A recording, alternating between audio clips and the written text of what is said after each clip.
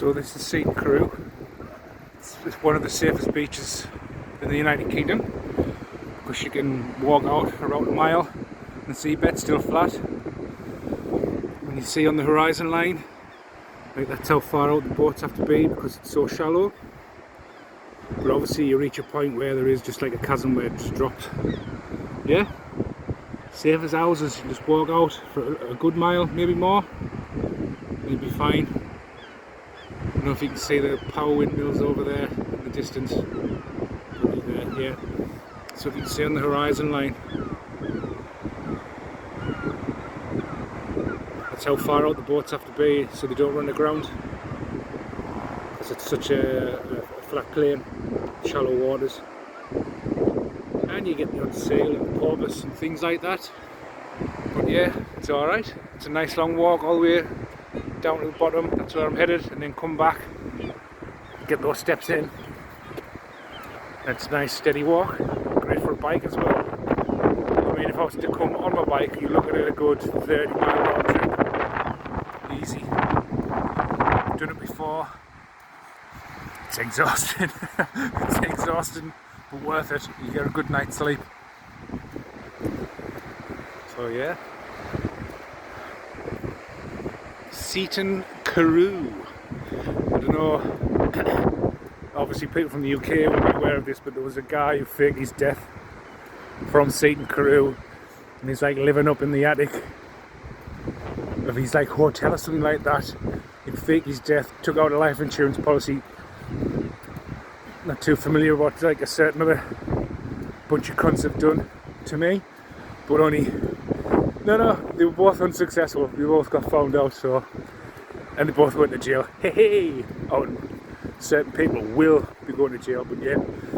Apparently he was doing canoe lessons or something like that, and made out that he went out on his canoe and it tipped over and he drowned in the water.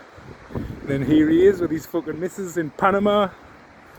So Seaton Carew is now Seaton Canoe. I know, but it's still funny. It's still funny. But that's that little story, you know. So Seaton Carew is essentially where they hung the monkey. So in the Napoleonic Wars, there was a French battleship ran aground, and the people of Hartlepool didn't know what a macaw or macaque or whatever you want to call it, macaque monkey looked like. And obviously the French crew would dress the macaque monkey in French army regalia. And so the inhabitants of Hartlepool thought it was some kind of French spy, and they strung it up on a mast, had a court case, decided the macaque monkey was a French spy and was guilty, and hung it on the mast of the battleship that ran aground, or something to that effect. But if you Google it, or DuckDuckGo it, or Bing it, whatever search engine you use, just type in "who hung the monkey Hartlepool," and then it'll tell you the history of that story. But yeah, something to that effect. They didn't know what a French spy looked like, and they took a macaque monkey as a French spy because the crew of the battleship dressed it up in army regalia, so it had like a little captain suit on. Was it a bicorn hat or a tricorn, one of the two, and little white fucking sailing pants and things like that. And they thought it was a fucking French spy. You know, back then they're just as fucking dumb as they are now. But yeah, who hung the monkey? And when you walk around town, there's like when you walk around in the streets where the shops are, there's like a little sign, sort of like a design of a monkey hanging from a rope, you know. Yeah, but that's that tale anyway. A couple of tales there for you regarding Hartlepool and Seaton Canoe, or Carew, Seaton Carew. But yeah, I'll sign off now. Before I do, so we used to be a heavy mining industry once upon a time in the northeast. I don't know if you can see on the sand. Can you see the black silt?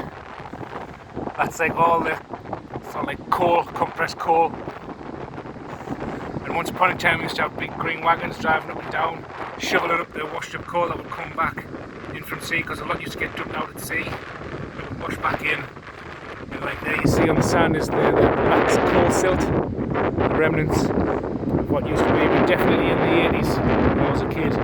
You have these big green Bedford like trucks, and jeeps as well, like Land Rover jeeps, and they come here and they like fill it up with coal, and that's what's left now of the black silt. No more lumps of coal, it's all been worn out, turned into dust and silt. So yeah, there's another little tale for you of yesteryear.